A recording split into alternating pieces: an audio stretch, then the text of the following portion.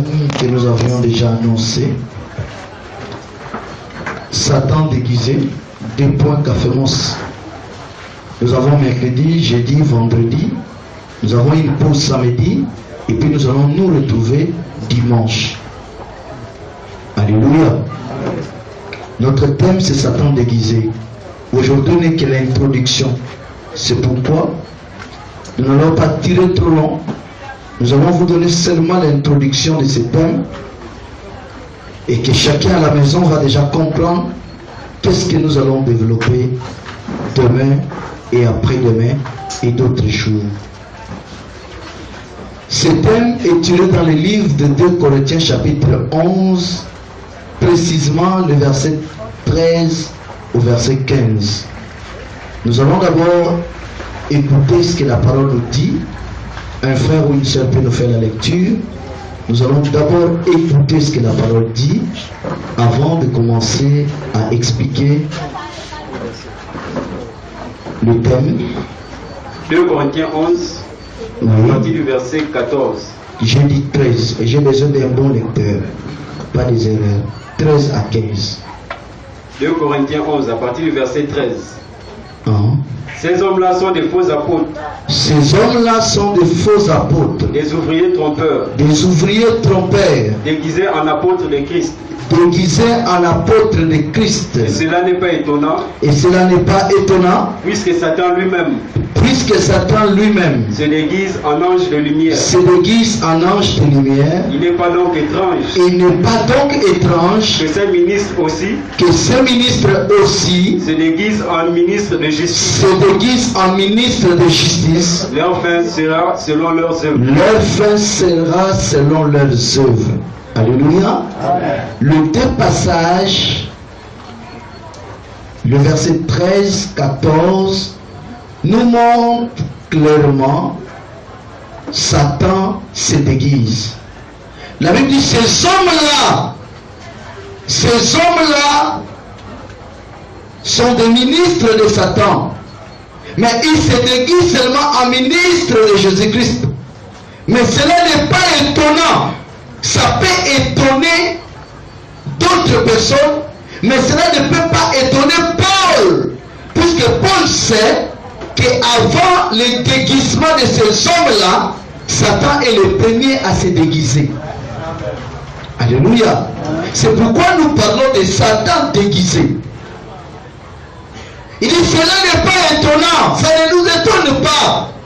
Parce que si vous connaissez comment Satan se déguise, frère, vous n'aurez plus de problème encore se tracasser, vous n'aurez plus de problème au-dedans de vous concernant votre vie, concernant vos difficultés, concernant les maladies, concernant tout. Parce que la cause, c'est Satan déguisé. Alléluia. Amen. Quand on tombe malade, mais chaque maladie a son origine. La maladie a que deux origines. Si ce n'est pas Satan, mais c'est Dieu. Amen. Amen. Il n'y a pas troisième origine de maladie. Il n'y a pas origine intermédiaire de la maladie. Job était malade. C'est Satan qui était la cause. Mais aucun malheur pouvait arriver dans la vie de Job sans que Dieu permet. Amen. La femme qui souffrait pendant 18 ans, Jésus a dit clairement, c'est une fille d'Abraham que Satan a liée pendant 18 ans. C'est Satan qui était à la base de sa maladie. Mais quand un homme de Dieu vient, il trouve quelqu'un qui est malade. Il promet la guérison à tout le monde, sans connaître au départ l'origine de cette maladie. Alors Jésus lui-même a dit, au temps du prophète Élie, il y avait plusieurs veuves. Celle qui était visitée, c'est celle de Sarepta. Amen. Au temps de Naaman, il y avait plusieurs lépreux. Il y avait plusieurs lépreux. Il n'y avait pas un seul lépreux. Il y avait plusieurs. Mais un seul qui était purifié de sa lèpre, c'était Naaman. De même en ces temps, il y a des problèmes, il y a des maladies. Mais il faut connaître les personnes destinées à obtenir la guérison de Dieu. C'est pourquoi quand on trouve trouve quelqu'un qui est malade, on demande à Dieu, mais pourquoi il est malade? Dieu dit, si c'est moi, dit, mais Seigneur, pardon. L'homme de Dieu demande à Dieu, pardon, tu ne peux pas lui tendre ta miséricorde et puis les guérir. Dieu les guérit. Mais si c'est Satan, on dit seulement au nom de Jésus. Mais il y a des maladies même que la personne s'est mal comportée, il a sali sa vie, et aujourd'hui Dieu le punit, et puis vous venez au nom de Jésus, au nom de Dieu. Oh, demandez d'abord à Dieu. Alléluia. C'est pourquoi Satan déguisé va nous aider à comprendre beaucoup de choses. Donc nous allons commencer notre thème. Bien-aimés, c'est l'apôtre Paul qui parlait de Satan déguisé dans 2 Corinthiens 11. Mais lorsque Paul a parlé de Satan déguisé, Paul faisait la comparaison avec la chute d'Ève. Je reprends. C'est Paul qui a prêché pour la première fois Satan déguisé. Ce n'est pas moi. Moi, je suis venu seulement actualiser ce thème. C'était Paul qui a commencé. Mais lorsque Paul a prêché Satan déguisé, Paul a fait d'abord la comparaison avec la chute d'Ève. C'est pourquoi nous allons prendre le verset 1er de 2 Corinthiens chapitre 11 jusqu'au verset 4. Vous allez comprendre que c'était une comparaison. 2 Corinthiens 11, à partir du premier verset. Oui, écoutez bien. Oh, si vous pouviez supporter de ma part un peu de folie. Si vous pouvez supporter de ma part un peu de folie. Mais vous me supportez. Mais vous me supportez. Car je suis jaloux de vous d'une jalousie de Dieu. Car je suis jaloux de vous d'une jalousie de Dieu. Parce que je vous ai fiancé à un seul époux. Parce que je vous ai fiancé à un seul époux. Pour vous présenter à Christ comme pour une vierge vous pure. présenter à Christ comme une vierge pure. Toutefois, de même que le serpent séduisit Ève, de même que le serpent séduisit Ève par sa ruse, je crains que vous pensez vos pensées ne se corrompent, ne se corrompent, ne se détournent de la simplicité à l'égard de Christ. Car si quelqu'un vient vous prêcher un autre Jésus que celui, voilà les soucis de Paul, que celui que je vous ai, descend, que celui que nous avons prêché, ou si vous recevez un autre esprit que celui que vous avez reçu, ou un autre évangile que celui que vous avez embrassé, vous le supportez fort bien. Or, j'estime que je n'ai été inférieur en rien à ces apôtres par excellence. Alléluia. Amen. Au début, Paul dit, je crains une chose, que vous soyez séduits comme Ève dans le jardin d'Éden. Pour comprendre le thème Satan déguisé, il nous faut forcément retourner à Éden. Parce que Paul faisait la comparaison entre la chute d'Ève et le danger que nous courons aujourd'hui avec Satan déguisé. Paul a fait un tableau. L'autre côté, la chute d'Ève. L'autre côté, le danger que l'Église court aujourd'hui. Le danger que les saints courent aujourd'hui. Il a seulement aidé à chacun de nous à comprendre le danger que nous courons aujourd'hui. N'est rien d'autre l'image de la chute d'Ève dans le jardin d'Éden. Je vais vous expliquer. Lorsque l'homme a péché, suivez-moi attentivement. Dans Genèse chapitre 3, la Bible dit Dieu est descendu. Il a appelé Adam. Adam, Adam, où es-tu? Adam lui dit qu'il s'est caché parce qu'il était nu. Dieu lui dit, mais qui t'a appris que tu es nu? As-tu mangé le fruit de l'arbre que moi, Dieu, je défendis? Adam répond à Dieu, dit non, ce n'est pas moi, c'est la femme que tu as mise à mes côtés. Dieu appelle Ève, il pose la question à Ève, Ève, pourquoi tu as fait cela? Ève dit non, ce n'est pas aussi moi, c'est le serpent qui m'a séduite. C'est comme ça, la Bible dit Dieu regarde les serpents et Dieu maudit les serpents. Le serpent marchait. Le serpent avait 2 pieds, 2 mains. Le serpent était le plus astucieux de tous les animaux, le plus intelligent. Il avait l'art de parler. Il a pu convaincre la femme. Et Dieu a effacé les traces du serpent. Il a maudit le serpent. Il a dit, toi, ta nourriture, c'est la poussière. Alors nous savons tous que ce n'est pas une bonne nourriture. Parce que la poussière, c'est l'homme. L'homme est tiré de la poussière. Et le serpent commence à manger toute sa vie la poussière. C'est pourquoi forcément il fallait une inimitié. Parce que le serpent devient un prédateur de l'homme. Puisqu'il mange que l'homme. L'homme est tiré de la poussière.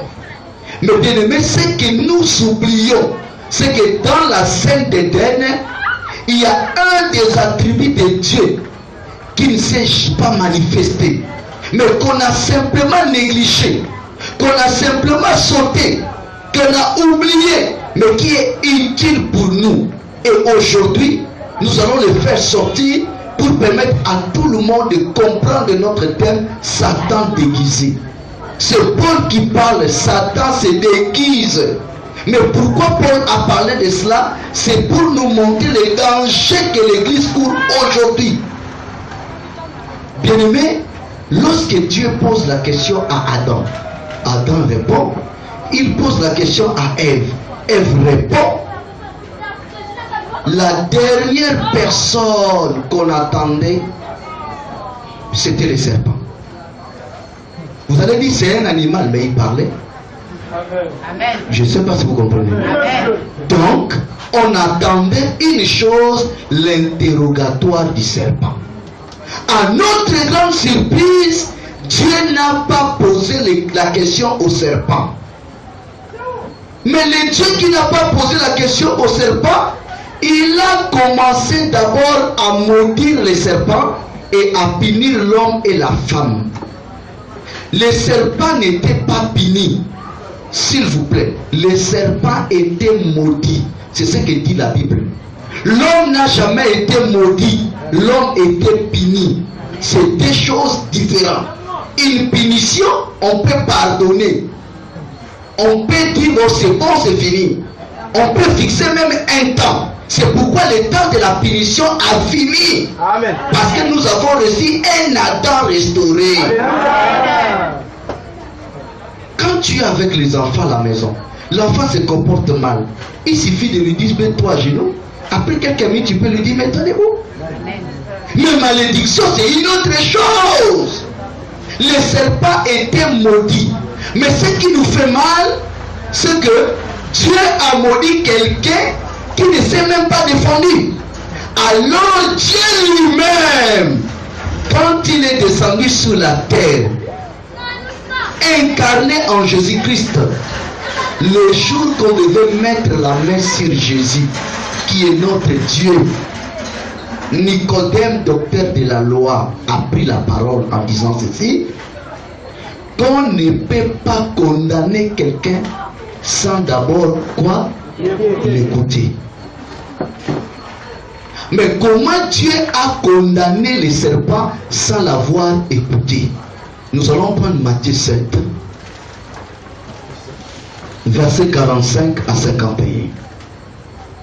Matthieu chapitre 7 à 51. Matthieu 7, il n'y a pas 45. Regardez Luc, je crois, ou si je ne me trompe pas. Jean 7, pardon. Jean 7, 45. Jean 7, excusez. Jean 7, verset 45. Hein? Ainsi les huissiers retournèrent. Ainsi les huissiers retournaient main vide, sans arrêter Jésus, vers les principaux sacrificateurs et les pharisiens. Et ceux-ci leur dirent: pourquoi ne l'avez-vous pas emmené? Pourquoi vous n'avez pas amené ce Jésus? Les huissiers répondirent: jamais homme n'a parlé comme cet homme. Jamais homme n'a parlé comme cet homme. Les pharisiens leur répliquèrent: les pharisiens répliquent: est-ce que vous aussi vous avez été séduits? Est-ce que vous aussi vous avez été séduits? Y a-t-il quelqu'un des chefs ou des pharisiens qui ait cru en lui? Mais cette foule qui ne connaît pas la loi, ce sont des maudits. Cette foule qui ne connaît pas la loi, qui écoute Jésus, sont des maudits. Parce que quelqu'un qui connaît la loi ne peut pas écouter Jésus. Ils sont des maudits. Ça, c'est les souverains, ça, c'est les sacrificateurs, ça, c'est les pharisiens qui parlent de ça. Nicodème, qui était venu de nuit vers Jésus, celui qui était venu de nuit vers Jésus, qu'il a au moins écouté, et qui était l'un d'entre eux, les Sanandréens, leur dit, notre loi condamne-t-elle un homme? Bon, notre loi condamne-t-elle un homme avant qu'on l'entende, et qu'on sache ce qu'il a fait? Ils lui répondirent, es-tu aussi galiléen? Alléluia. Nicodème pose la question. Notre loi ne condamne pas quelqu'un sans l'avoir d'abord écouté. Qui a donné la loi? Non. Qui a donné la loi? Moïse n'a jamais donné la loi. Si Moïse a donné la loi, ça n'a plus de sens. Moïse est venu avec la loi. C'est différent de donner la loi. Je dis, qui a donné la loi? C'est Dieu. Amen, amen. Alors, le Dieu qui donne la loi, il dit qu'on ne condamne pas quelqu'un sans l'avoir. Mais quand il a condamné les serpents, est-ce que Dieu avait écouté les serpents? Il a écouté Adam, n'est-ce pas? Adam a dit c'est qui? Adam a dit c'est qui? Ève. Et il a écouté la femme. La femme a dit c'est qui? Est-ce qu'il a écouté le serpent? Il a directement fait quoi? Il est contraire lui-même à sa propre loi. Il s'oppose à sa propre loi. Il doit d'abord écouter le serpent avant de faire quoi? De le condamner. Maintenant, nous cherchons pourquoi Dieu a condamné les serpents sans l'avoir écouté. La réponse est simple. Apocalypse 12, verset 9. Apocalypse 12, verset 9. À partir du verset 9. La Bible dit, et il fut précipité, le grand dragon, le serpent ancien, appelé le diable, et Satan, celui qui séduit toute la terre. Il fut précipité sur la terre. Prends l'écriture pour que l'église, tout le monde écoute. Il fut précipité. Et il fut précipité, le grand dragon, le serpent ancien. Le serpent comment? Ancien. Dans Apocalypse, il devient dragon. Dans l'ancienneté, il était serpent. Amen. Je ne sais pas si vous comprenez. C'est une même race. Le grand dragon d'Apocalypse, c'est lui le serpent ancien. Ancien de où? De Genèse. Descend. Appelé le diable. Appelé qui? Le diable. Voilà l'identité qui n'était pas à Éden révélée. Dans Apocalypse, on comprend le serpent ancien s'appelle qui? Le diable. Mais quand Dieu a posé la question à Ève, Ève a dit quoi? Le serpent. Pour Ève, c'est le serpent qui l'a. Mais pour Dieu, qui a séduit Ève?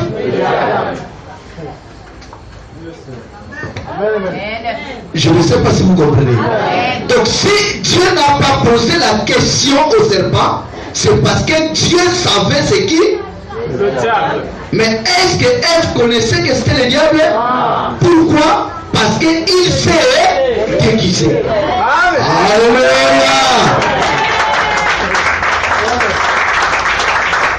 Fini l'écriture. Le grand dragon, le serpent ancien, appelé le diable, et Satan, celui qui séduit toute la terre. Voilà. Ce n'est pas moi qui ai inventé les mots. C'est la Bible elle-même qui dit celui qui séduit toute la terre. Il a commencé d'abord à celui qui pour la première fois. Donc c'est lui qui a séduit Ève, c'était le diable. Mais Ève elle-même ne connaît pas qu'elle était séduite par qui? Mais pour elle, si on lui pose la question aujourd'hui, elle dira la même chose qu'il avait séduite. Donc le diable c'est seulement fait quoi? Pourquoi pourquoi il se déguise? S'il venait à supposer, il se présentait devant Ève. Il dit à Ève toute la vérité. Je m'appelle Satan le diable. Nous avons tenté une rébellion au ciel contre Dieu, mais nous n'avons pas pu vaincre. Voilà comment moi et d'autres anges déchus, Dieu nous a précipités sur cette terre. C'est pourquoi je viens vers toi te solliciter pour que toi et ton mari, vous désobéissez à la loi de Dieu et que vous devenez mes enfants. Qu'est-ce qu'Ève allait faire? Elle allait faire quoi? Refuser. Elle allait rejeter. En ce moment, elle devait appeler directement Adam. Adam, papa, viens! Amen, amen. Satan a compris. S'il vient comme ça, elle ne va pas accepter. Il faut qu'il se déguise. C'est comme ça qu'il s'est déguisé. Donc, Ève était victime de l'ignorance. Elle avait seulement l'ignorance. Pour elle, jusqu'aujourd'hui, Ève pense que c'est le serpent qui l'a séduit. C'est maintenant que nous comprenons le serpent ancien qui séduit toute la terre en commençant par Ève n'était pas un serpent comme animal ou reptile, n'était que le diable qui a pris une autre forme. Alléluia. Qui s'est incarné, qui a fait le camouflage pour qu'on ne puisse pas le reconnaître. Amen, amen. Maintenant, l'apôtre Paul, dans 2 Corinthiens 11, notre passage là, lui dit maintenant, je crains. Pourquoi il craint? Parce que, en ce moment, nous avons un nouveau Adam, nous avons une nouvelle Ève. Maintenant, Paul voit le danger, c'est que l'histoire risque de se répéter. Vous n'avez pas compris. Quand il craint que l'histoire puisse faire quoi? Se répéter. Dans 1 Corinthiens 15, 45, Adam est restauré par Jésus. Alors si Adam est restauré, il faut forcément la restauration d'Ève. C'est pourquoi l'Église aujourd'hui prend l'identité de la femme. Puisque Christ est le mari. Maintenant, Paul craint que l'histoire d'Éden puisse se répéter encore, que la femme soit encore victime de même ignorance. 2 Corinthiens 11, verset 1er. Nous allons recommencer encore. Pour que vous compreniez clairement la crainte de Paul, pourquoi il a parlé de Satan déguisé. Descends. 2 Corinthiens 11, premier verset. Oui. Oh! Si vous pouviez supporter de ma part un peu de folie, mais vous me supportez, car je suis jaloux de vous d'une jalousie de Dieu, parce que je vous ai fiancé à un seul époux, pour vous présenter à Christ comme une vierge pure. Qui est l'époux? Christ. Là, qui est fiancé à Christ? L'Église. Merci, descend. Toutefois, de même que le serpent séduisit Ève par sa ruse, de même que le serpent séduisit Ève par sa ruse, je crains que vos pensées ne se corrompent et ne se détournent de la simplicité à l'égard de Christ. Car si quelqu'un vient vous prêcher un autre Jésus... Mais là maintenant on ne voit pas le diable. On dit seulement de même que le diable a fait ceci. Maintenant ici on ne voit pas le diable vient vous annoncer. Mais Paul dit si quelqu'un, c'est quelqu'un que vous entendez là, c'est le diable déguisé. Amen. Je ne sais pas si vous comprenez. Il dit de même que Ève était séduite, je crains aussi cela, ça se produit chez vous. Si quelqu'un vient, si quelqu'un là, autrefois c'était le serpent, quelqu'un là, c'est le diable. Mais qui peut prendre le corps d'un prophète? Qui peut prendre le corps d'un apôtre? Qui peut prendre le corps des pasteurs? Mais c'est le diable lui-même qui s'est déguisé pour que vous soyez comme Ève dans l'ignorance et accepter son message comme Ève avait accepté le message du serpent. Alléluia. Descendons. Car si quelqu'un vient vous prêcher un autre Jésus que celui que nous avons prêché, ou si vous recevez un autre esprit que celui que vous avez reçu, ou un autre évangile que celui que vous avez embrassé, vous le supportez fort bien. Or, J'estime que je n'ai été inférieur en rien à ces apôtres par excellence. Si je suis un ignorant sous le rapport du langage, je ne le suis point sous celui de la connaissance. Et nous l'avons montré parmi vous à tous égards et en toutes choses. Ou bien, ai-je commis un péché parce que, m'abaissant moi-même, afin que vous fussiez élevés, je vous ai annoncé gratuitement l'évangile de Dieu. J'ai dépouillé d'autres églises en recevant d'elles un salaire pour vous servir. Et lorsque j'étais chez vous et que je me suis trouvé dans le besoin, je n'ai été à charge de personne. Car les frères venus de Macédoine ont pourvu à ce qui me manquait. En toutes choses, je me suis gardé de vous être à charge. Et je m'en garderai. Par la vérité de Christ qui est en moi, je déclare que ce sujet de gloire ne me sera pas enlevé dans les contrées de l'Achaïe. Pourquoi? Parce que je ne vous aime pas. Dieu le sait. Mais j'agis et j'agirai de la sorte pour ôter ce prétexte à ceux qui cherchant un prétexte afin qu'il soit trouvé tel que nous dans les choses dont ils se glorifient. Ces hommes-là sont de faux apôtres. Merci. Stop un peu. Tout ce que Paul a cité, il est en train d'expliquer la douleur, la souffrance qu'il a rencontrée en prêchant l'évangile. La manière qu'il était traité de voleur à cause de l'évangile. Cette église de Corinthe n'a rien donné à Paul, ni l'assisté. C'est d'autres églises qui ont assisté Paul. Il explique maintenant toutes ces vérités. Mais il y a un groupe de personnes qui se passent comme des hommes de Dieu qui combattent Paul. Mais Paul vous montre que non, attention, ces hommes-là,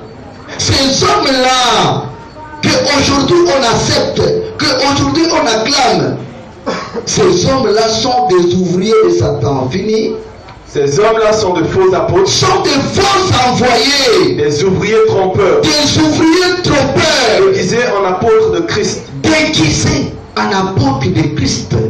Et cela n'est pas étonnant. Et cela n'est pas étonnant. Puisque Satan lui-même se déguise. Puisque Satan lui-même se déguise. En ange de lumière. En ange de lumière. Il n'est donc pas étrange. Il n'est donc pas étrange. Que ces ministres aussi se déguisent en ministre de justice. Alléluia. Amen. Fini l'écriture. Leur fin sera selon leurs œuvres. Amen, amen. Amen. Bien-aimé, Paul nous dit il y a deux déguisements. Premier déguisement, c'est Satan lui-même. L'autre déguisement, ce sont ses ouvriers. Amen, amen. Donc, pour les 4 jours-là, nous allons voir les deux déguisements de Satan et de ses ouvriers. Maintenant, déguisé veut dire quoi? Rien que le mot déguisé veut dire quoi? Déguisé, c'est une fausse apparence qu'on a pour faire quoi? Pour cacher la vérité. Déguisé veut dire une fausse apparence pour cacher la vérité. Quand quelqu'un se déguise, en un mot, il prend une fausse apparence pour cacher quoi? La vérité. C'est comme on peut dire, il s'est transformé. Donc il prend l'autre apparence pour cacher la vérité. Alors, la vérité, c'est Jésus.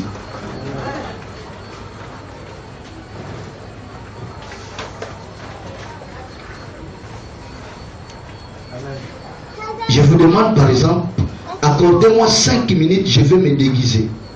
Si je rentre, pourquoi je parle me déguiser? Déguiser veut dire que je vais prendre seulement une fausse apparence pour cacher la vérité. Quand je vais sortir, vous n'allez plus me reconnaître. Donc j'ai pris une fausse apparence pour cacher la vérité. Cette vérité-là, c'est quoi? C'est mon identité à moi. Je ne sais pas si vous comprenez. J'explique d'une manière terre à terre. Nous sommes là, je dis, la salle, s'il vous plaît, accordez-moi 5 minutes, je vais me déguiser. Je rentre.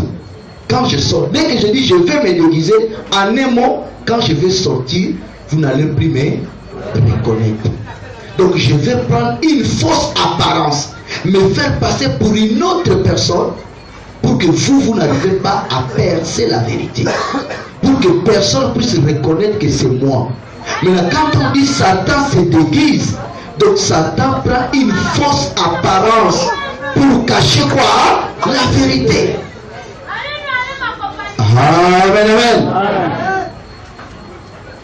Satan est en train de prendre une fausse apparence pour cacher la vérité. C'est ça notre thème. Satan déguisé. Donc Satan prend une fausse apparence pour cacher la vérité. C'est ce qu'il avait fait à Éden. Apparemment, c'est le serpent. Mais Dieu savait que ce n'était pas le serpent. La vérité, ce n'était pas le serpent. C'était qui? Le diable. Maintenant, pour le reconnaître, la Bible dit, leur fin sera selon leurs œuvres. C'est à travers leurs œuvres que nous pouvions connaître le signe d'un Satan déguisé. Parce que la Bible nous signale déjà leur fin sera selon leurs œuvres. Si nous analysons leurs œuvres, nous pouvons comprendre facilement, ah, ça c'est Satan déguisé. Alors, par définition déjà, on nous dit, déguisé veut dire une fausse apparence. Nous allons voir les choses que la Bible nous montre concernant tout ce qui est faux. Nous allons commencer par là. Prenons la Bible. On commence par les faux prophètes. Dans Matthieu 24, verset 11. Déguisé, c'est une fausse apparence pour cacher la vérité. Pour connaître quelqu'un qui est déguisé comme Satan, la Bible nous dit seulement regardez leurs œuvres. Il ne faut pas une fausse apparence pour cacher la vérité. Écoutez Matthieu 24, verset 11. Matthieu 24, verset 11. Plusieurs faux prophètes s'élèveront et ils séduiront beaucoup de gens. De gens. Qu'est-ce que vous remarquez de commun entre les faux prophètes et le diable lui-même? Merci. Merci. Merci. Que Dieu vous bénisse. Reprends l'écriture pour ceux qui n'ont pas compris, puissent comprendre bien. Plusieurs faux prophètes s'élèveront et ils séduiront beaucoup de gens. Dans Apocalypse 12, 9, on nous a dit, celui qui séduit toute la terre, c'est qui? Le diable. Dans Genèse 3, on dit, celui qui a séduit Ève, c'est lui. Dans 1-2 Corinthiens 11, Paul craint que ces hommes-là viennent faire quoi? Vous séduire. Alors Jésus lui-même dans Matthieu 24, 11 a dit, les faux prophètes vont séduire beaucoup de gens. Alors les faux prophètes ici, quand on les regarde, ce sont des Satans déguisés. Ils sont en train de séduire. Amen, amen. Donc Satan aujourd'hui, quand il a besoin d'achever l'œuvre qu'il avait commencé à Éden, qu'est-ce qu'il fait? Il devient prophète. Remarquez, avant, dans les années 80-85, il y avait trop de pasteurs, de papas responsables, 90 pasteurs. Ils faisaient l'œuvre de Dieu avec volonté. Mais l'année 2000 là, on ne comprend plus. 9 ans, prophète. 15 ans, prophète. Donc tout le monde est prophète. Nous avons maintenant plein de prophètes. Alors tous ces prophètes-là sont des faux. Ce n'est pas moi qui dis. C'est la Bible dit, ils séduiront beaucoup de gens. Donc c'est Satan, son œuvre du commencement, la séduction. Puisque Pierre et Paul dit, je crains que vous soyez séduits comme qui? Ève. Mais quand il a dit ces hommes-là, c'est eux qui séduisent. Ils sont en train de faire l'œuvre de Satan. Donc ces hommes-là, c'est Satan lui-même en personne qui s'est déguisé.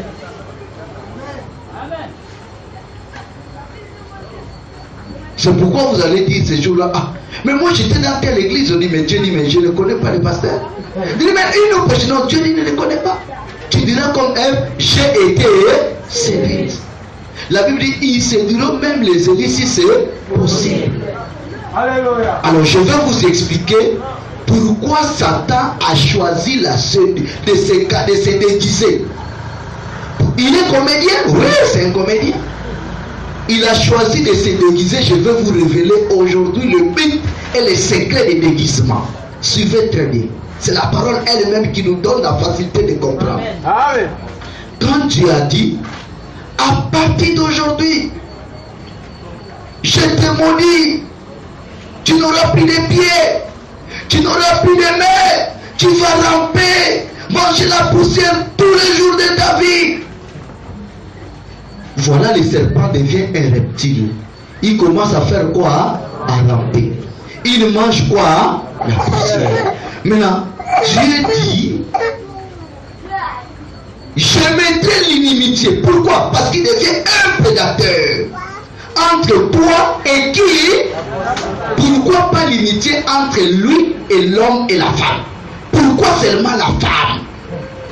Alors, moi, mon père était mordu par les serpents, il n'est pas une femme. Moi-même, plusieurs reprises, les serpents arrêtaient de me mordre, plusieurs reprises. Je ne sais pas, je le vois, il ne m'a pas mordu, c'est juste la queue. Je ne suis pas une femme. Beaucoup de gens, j'ai connu qui sont mordus par les serpents, la quasi-totalité, c'est des hommes.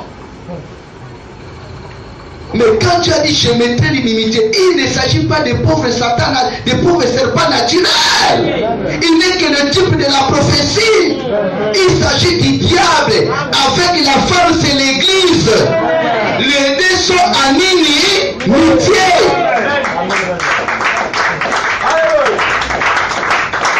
Jésus lui-même a passé 40 jours. Après 40 jours, il a passé quelques temps avec Satan. Satan lui transportait dans les endroits. Mais Dieu ne peut pas permettre que Satan passe quelques jours ou quelques secondes avec la femme. Montrez-moi l'écriture. Jésus, après 40 jours, il a passé quelques temps. Ils ont fait 3 pèlerinages avec les serpents. Ils étaient au désert. Ils ont quitté le désert, ils sont allés au sommet du temple. Ils ont quitté le sommet du temple, ils sont partis au sommet d'une montagne. Mais Dieu ne peut même pas autoriser que le serpent ou le diable puisse avoir 2 secondes avec l'épouse.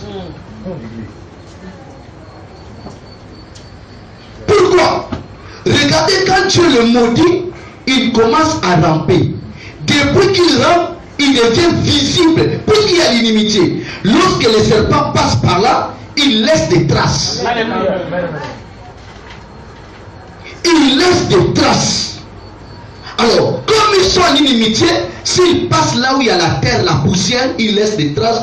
On peut les poursuivre et finir par faire quoi? L'écraser. Maintenant, seul abri qu'il se sent à l'aise, c'est de ne pas passer sur la terre, mais de passer sur le rocher. Alléluia.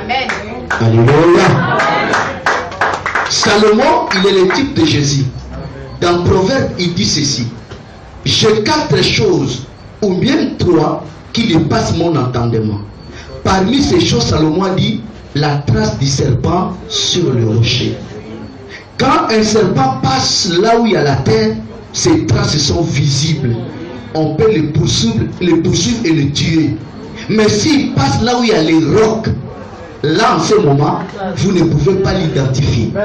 Alors Paul vient et dit le roc, c'est Jésus-Christ. Alléluia. Satan a compris, s'il passe par la terre, c'est-à-dire la chair, visiblement on peut comprendre que cette personne est frappée par Satan. Peut-être la maladie, peut-être quelque chose, on peut dire comment Satan le fait souffrir. Mais s'il passe par la parole, là c'est difficile à le détecter. C'est pourquoi Satan n'aime plus les gangas. Satan n'a même plus le droit de nuire. Là, il est facile à retrouver parce que c'est les œuvres de la chair. Le seul endroit où il peut captiver facilement sans que vous puissiez avoir le moindre trace, c'est lorsqu'il devient pasteur.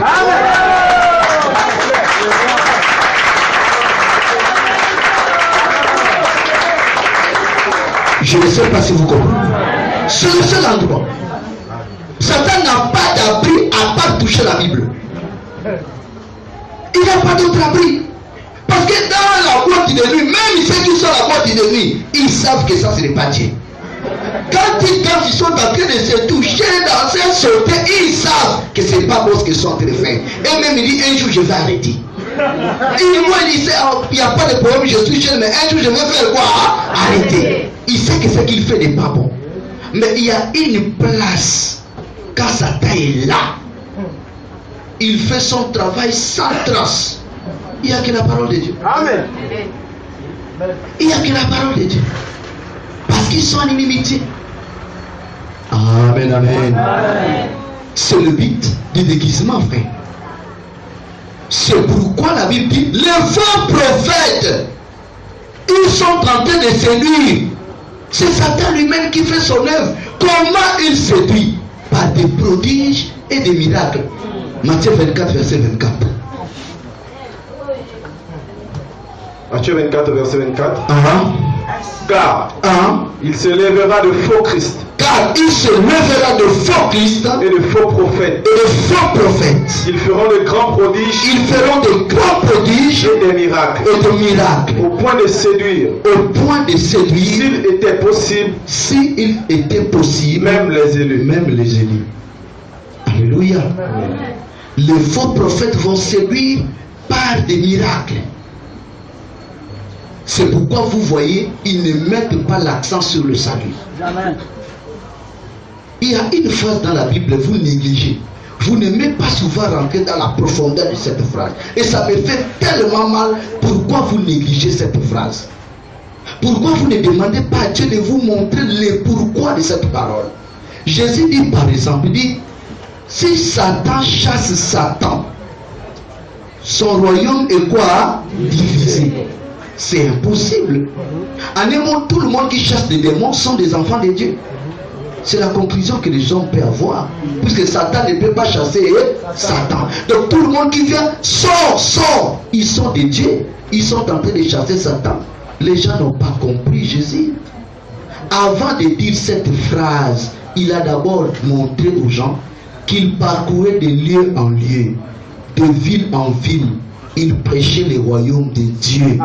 Et il faisait des guérisons et des miracles. Ce que Satan ne peut pas faire. S'il le fait, il divise son royaume.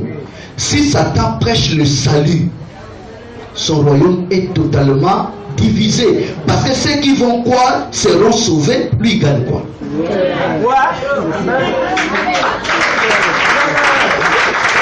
Je ne sais pas si vous comprenez. Voilà. S'il prêche le miracle, il peut distraire les gens en train de boire, de coucher les femmes, de commettre la fornication, mais ils disent que non, nous sommes là en train de suivre quoi? Le miracle.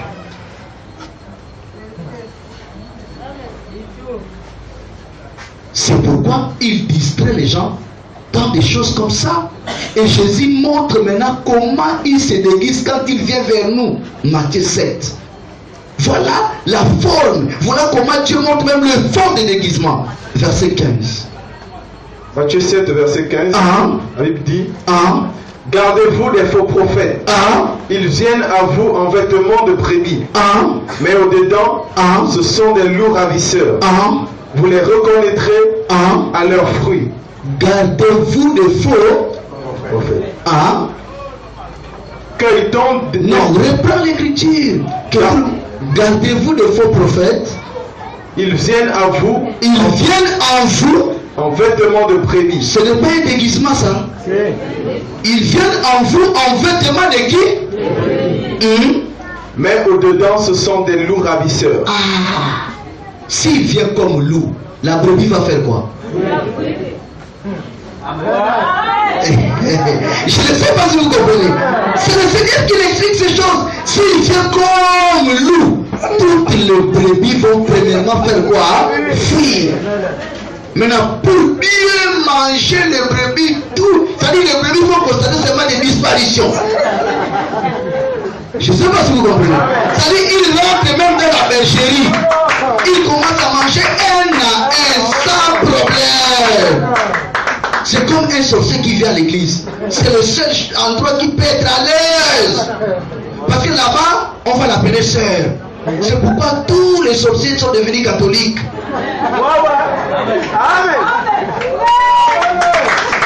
Vous savez, s'il ne part pas à l'église, on peut lui suspecter. Je ne sais pas si vous comprenez. Comment tout le monde part dimanche à l'église, lui il reste seulement à la maison. On peut dire que celle-là est sorcière. Celui-là est sorcier. Qu'est-ce qu'il fait? Il achète une Bible et il entre même dans la chorale. Maman diaconesse. Mais c'est elle qui est en train de vider tous les enfants à l'église.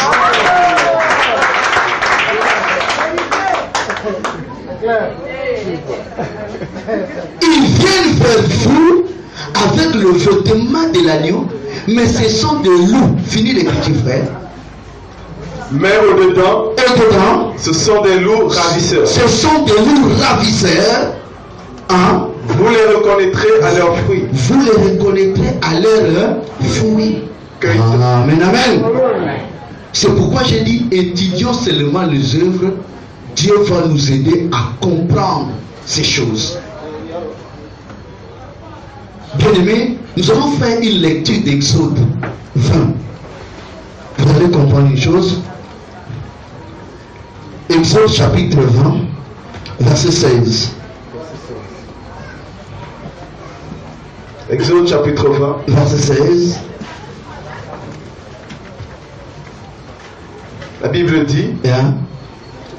tu ne porteras point de faux témoignages contre ton prochain. Tu ne porteras point de faux témoignages contre ton prochain.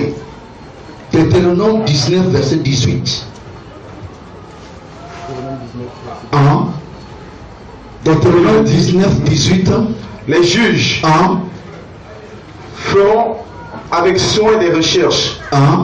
Le témoin est-il un faux témoin? A-t-il fait contre son frère une fausse déposition? Alors vous le traiterez comme on avait dessein de traiter son frère. Alléluia. Je vais vous expliquer. Les deux passages que nous avons lus, la Bible interdit le faux témoignage ou de faux témoins. Vous savez, lorsque nous prêchons la parole de Dieu, Paul, Pierre ont dit nous sommes de qui? De témoins. Nous faisons quoi? Nous témoignons. Alléluia. Mes frères, la Bible selon la loi avait interdit les faux témoignages. Mais parce que la Bible savait, un jour, il y aura les faux témoignages contre les prochains. Nous allons prendre un passage. Matthieu, je crois, 26, verset 59. Matthieu 26, 59 à 60. 59 à 60. Et Marc 14, 56. La Bible dit, mais tout cela est arrivé afin que les écrits des prophètes fussent accomplis. Alors tous les disciples l'abandonnèrent et prirent la... Matthieu 26. Matthieu 26. 59. À partir du verset 59. Les principaux sacrificateurs et tous les Sanhédrins cherchaient quelques faux témoignages contre Jésus. Les principaux sacrificateurs et tous les Sanhédrins cherchaient quelques faux témoignages contre Jésus. Suffisant pour le faire mourir. Suffisant pour le faire mourir. Mais ils n'en trouvèrent point. Ils n'ont pas trouvé quelque chose pour conduire le Seigneur à la mort. Quoique plusieurs faux témoins. Il y a eu plusieurs faux témoins. Alors la Bible condamne quoi? Faux témoignages. Alors la loi condamne quoi? Faux témoins. Des sangs. Se fussent présentés. Les faux témoins, oui. Afin, il en vint deux qui dirent. C'est le sacrificateur qui a droit de verser tous les témoignages. Mais voilà, le sacrificateur lui-même, il cherche les faux témoins. Descends. Celui-ci a dit, je puis détruire le temple de Dieu et le rebâtir en 3 jours. Le souverain sacrificateur se leva et lui dit, ne réponds-tu rien? Qu'est-ce que ces hommes déposent contre toi? Jésus garda le silence. Et le souverain sacrificateur prenant la parole lui dit, je t'adjure par le Dieu vivant de nous dire si tu es le Christ, le Fils de Dieu. Merci. Je vais vous expliquer l'écriture que vous venez à peine d'écouter. La loi dit ceci, c'est interdit de porter un faux témoignage contre ton prochain. Si quelqu'un fait un témoignage, c'est le sacrificateur qui a le droit de vérifier d'abord le témoignage. Il faut 2 ou 3 autres témoignages. Il doit vérifier. Si le témoignage n'est pas vraiment digne, il doit punir le faux témoin. Voilà un prochain qui arrive. Il y a plusieurs faux témoins qui s'élèvent contre lui. Le sacrificateur est au courant. Maintenant, on donne la parole au faux témoin. Maintenant, témoigner pour que cette personne soit punie à mort. Le faux témoin lève la main.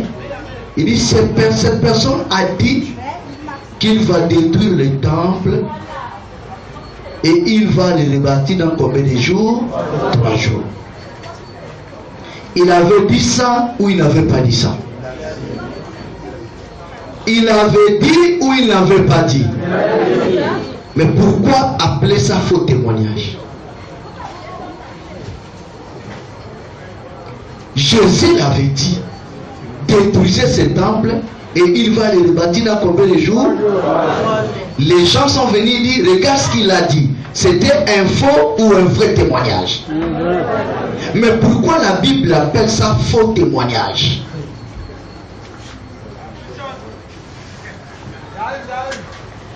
Ils sont en train de témoigner la parole de Jésus. Mais la Bible taxe cela de faux témoignages. Pourquoi? Parce qu'ils n'ont pas compris le message de la résurrection. Alors, quiconque qui se lève, qui explique la parole de Dieu hors de la pensée de Dieu, c'est un faux témoignage. Je ne sais pas si vous comprenez. Il avait dit ça, mais il ne parlait pas du temple de Jérusalem. Il parlait de son propre corps, qui est un temple, qu'il faut le mettre à mort. Après 3 jours, il va faire quoi? Ressusciter. C'est lui qui connaissait ce témoignage, c'est Pierre. C'est lui qui connaissait ce témoignage, c'est Jean. Tous ces mondes qui ont témoigné, ils ont fait un faux témoignage. De même, Satan déguisé aujourd'hui en train de prêcher Jésus avec un faux témoignage. Le message de la prospérité, c'est un faux témoignage. Le message de l'élévation, c'est un faux témoignage. Ils sont en train de témoigner la parole de Dieu sans comprendre la manière que le Jésus lui-même a parlé.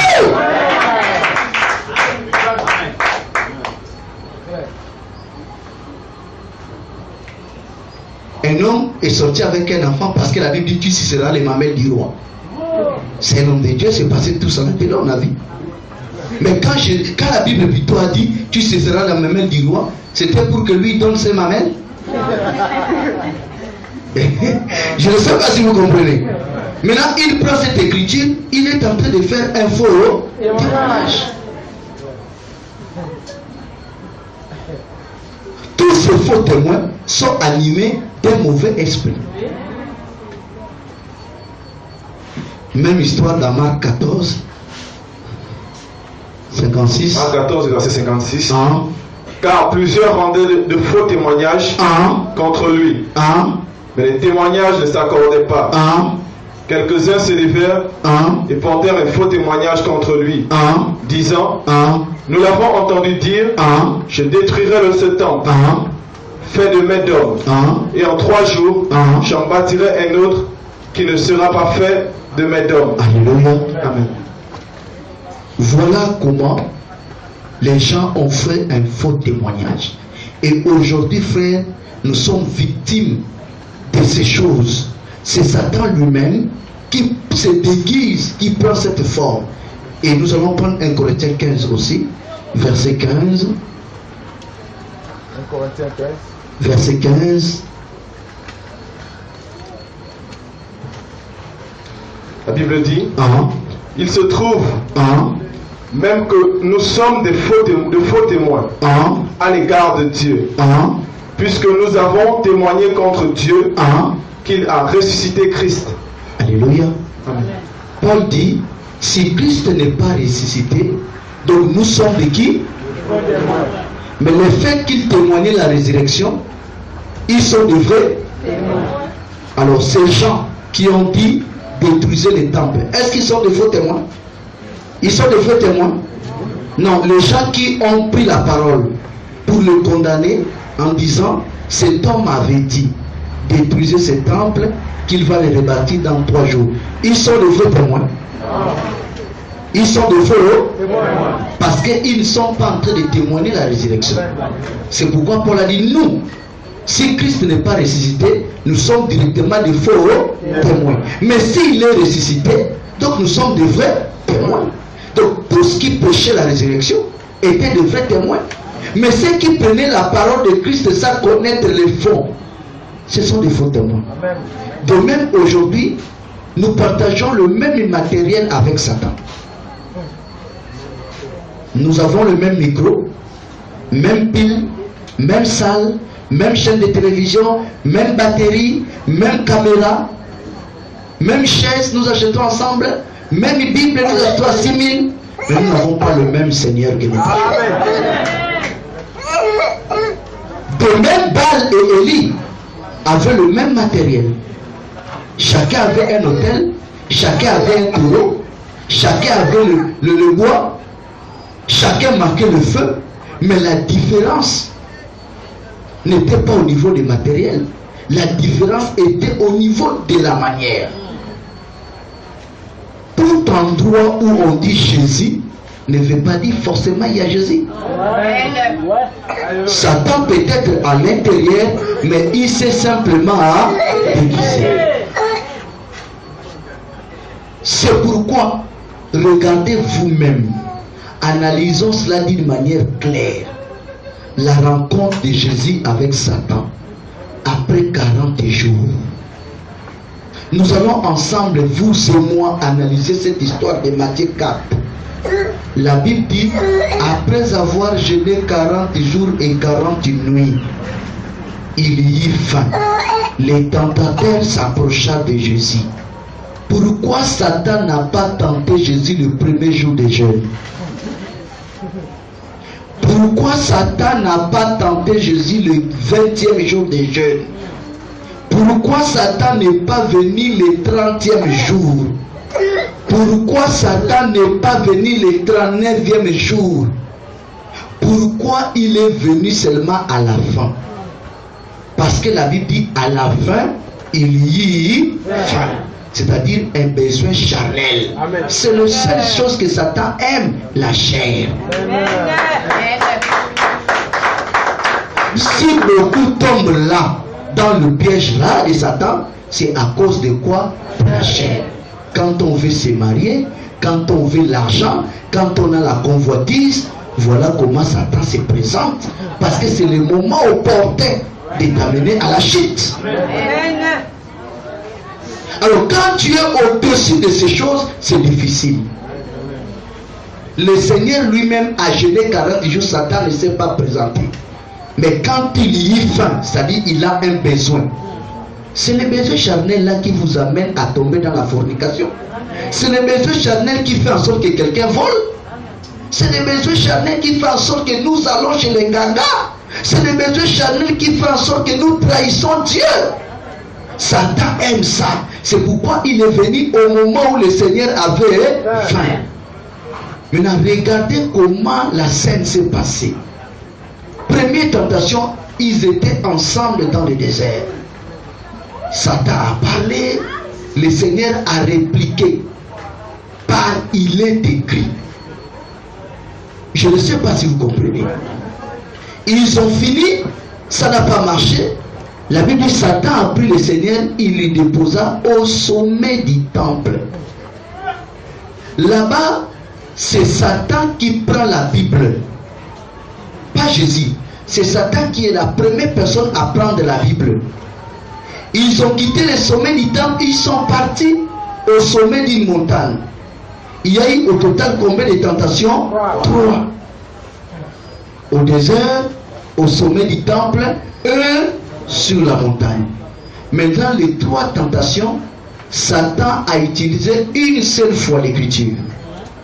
Jésus a utilisé 3 fois l'écriture. Dans chaque tentation, pour repousser Satan, il disait, il est écrit. Satan a utilisé l'écriture une seule fois lorsqu'ils étaient au sommet du temple. Pourquoi? Pourquoi au désert, Satan n'a pas dit à Jésus, il est écrit? Pourquoi au sommet de la montagne, il n'a pas dit à Jésus, il est écrit? Mais tellement lorsqu'ils étaient au sommet du temple. Parce que quand il est là-bas, la forme qu'il prend, c'est la forme de l'écriture. Mais quelle manière il traduit l'écriture? Il demande à Jésus de se jeter d'en haut jusqu'en bas, car il est écrit. Cette écriture n'était pas là pour que Jésus se jette. Et il a dit, il est là seulement pour faire la volonté de Dieu et non la volonté de Satan. Alléluia. C'est pour montrer que c'est dans l'église, seul endroit, que Satan utilise la parole. Pas dans le monde. Dans l'église, il se couvre de la parole. C'est pourquoi il n'y a qu'au sommet du temple qu'il a utilisé l'écriture. Parce que c'est le seul lieu où on lit quoi? L'écriture. Celui qui se déguise. Nous allons prendre Galates.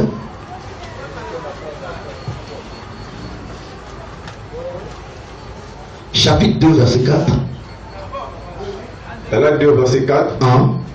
Et cela, à cause des faux frères qui s'étaient furtivement introduits et glissés parmi nous pour épier la liberté que nous avons en Jésus-Christ avec l'intention de nous asservir. Nous ne leur cédâmes pas un instant et nous résistâmes à leurs exigences afin que la vérité de l'évangile fût maintenue parmi vous.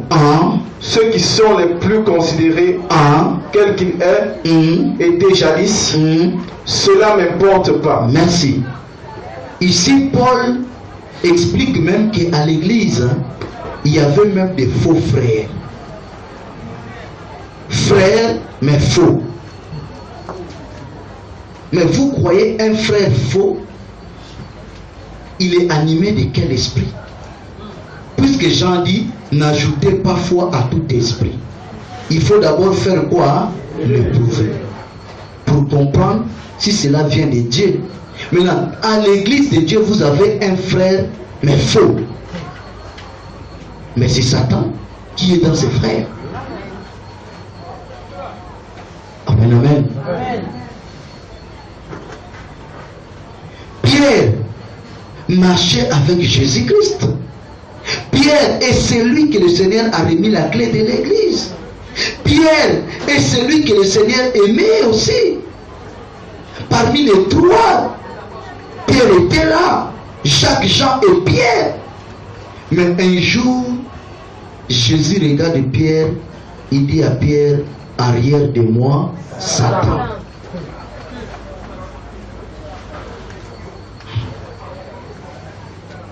Ah, frère, ça me choque, ces paroles.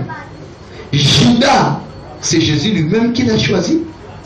Après avoir prié, il a choisi 12 personnes. Il les a appelés apôtres. Veut dire envoyés. Dans Matthieu 7, Judas est parti en mission, il a fait des miracles. Il retourne. Mais Jésus lui-même dit, parmi les 12 personnes que j'ai choisies, un est un démon. Il y a une différence entre il a un démon et est un démon. Marie de Magdala avait des démons, 7. Mais elle n'était pas démon. Judas n'avait pas de démons, mais il était démon. C'est différent. La Bible dit Marie de Magdala avait 7 démons, mais Judas n'avait pas de démons. Il était démon en personne. Mieux vaut avoir des démons qu'être démon. Avoir des démons, on peut te délivrer. Mais être démon, c'est-à-dire le dessein est zélé. C'est pourquoi malgré tout ce que Dieu a fait à Judas, sa vraie nature s'est manifestée à la fin. Parce qu'il était démon. Pierre, quand Jésus lui dit arrière de moi Satan, ce n'est pas Pierre qui est Satan, c'est Satan qui s'est déguisé. Il avait l'objectif, il s'est déguisé. Quand tu regardes comme ça, tu vois Pierre. Mais quand Jésus regarde, il voit en Pierre Satan. Si tu étais là, tu regardes, tu dis, mais ça c'est Pierre. Ça c'est Pierre. Mais ce n'est pas Pierre, c'est Satan qui est déjà déguisé. Mais comment Jésus avait la capacité si vite de détecter Satan, même s'il est déjà déguisé? Il vient vers Jésus et dit, Maître, tu nous annonces ta mort à Jérusalem. Nous sommes prêts à te défendre jusqu'au bout. Mais c'est une parole d'encouragement. Pierre était prêt à donner sa vie à cause du Seigneur. Regardez, Seigneur, en retour, il appelle Satan. Pourquoi? Ce que Pierre dit et ce que Dieu a décidé, c'est en opposition. Amen. Si Jésus ne meurt pas, nous, on n'est pas sauvés. Alléluia. Il n'y a que Satan qui vient s'opposer à la parole de Dieu, comme au commencement. Dieu a dit, lui, il vient dire une autre chose. Peu importe son apparence, si c'est contraire à la parole de Dieu, c'est Satan. J'ai donné l'exemple à la télé hier. J'ai dit, l'ange Gabriel a dit, je vous salue Marie, toi à qui une grâce a été faite. Les catholiques disent, je vous salue Marie, toi pleine de grâce. Automatiquement, il ment au nom de l'ange. Ce n'est pas catholique qui ment, c'est l'esprit qui est dans catholique, c'est le diable. Je ne sais pas si vous comprenez. Catholique, il n'a pas de problème. Catholique n'est rien. C'est l'esprit qui gère catholique, c'est Satan lui-même. Pourquoi? Parce que ça s'oppose à la parole de Dieu. Les décisions de l'église catholique, le concile de célibat des prêtres, c'est Satan lui-même. Oh, parce que Paul était célibataire. Non! Paul a dit, s'il vous manque de la continence, mieux vous faire quoi? Se marier. Mais les prêtres sont obligés, au nom de la parole, de rester célibataires. Alors quand on regarde la Bible, c'est contraire, c'est Satan. Oui, monsieur. Vous voulez voir qui, frère? Il n'y a pas 3 esprits. Il n'y a même pas un esprit intermédiaire. Si tu n'as pas le Saint-Esprit, tu as l'opposé du Saint-Esprit. Regardez toute la Bible, il n'y a pas un esprit intermédiaire. Donc je n'ai pas le Saint-Esprit, je n'ai pas l'esprit du diable, mais j'ai l'esprit du milieu. Ça n'existe pas dans la Bible. Regardez toute la Bible, ça n'existe pas. Si tu n'as pas le Saint-Esprit, tu as l'autre. Alléluia. Donc forcément quand on regarde, ça c'est pas l'Esprit de Dieu. Puisque la Bible dit, lorsque le Saint-Esprit sera sur vous, il va vous enseigner toute la vérité. C'est pourquoi quand il est rentré dans Pierre, Pierre refuse tous les baptêmes au nom du Père, du Fils et du Saint-Esprit.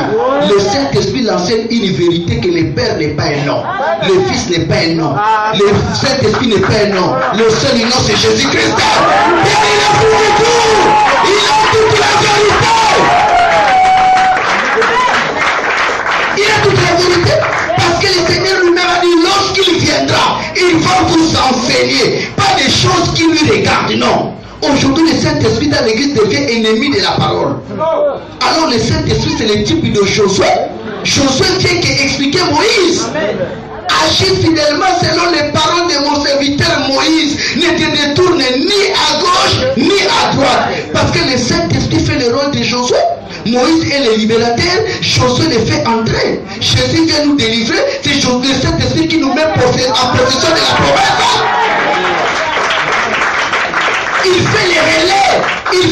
Josué a fait avec Moïse. C'est le rôle du Saint-Esprit. Alors Josué n'a pas de parole. Josué fait qu'expliquer Moïse. Mais comment aujourd'hui les esprits qui parlent dans les églises aujourd'hui contraires à la Bible? Frère, c'est le diable. Mais il sait seulement déguiser. Pour aujourd'hui, on s'arrête là. Que Dieu vous bénisse.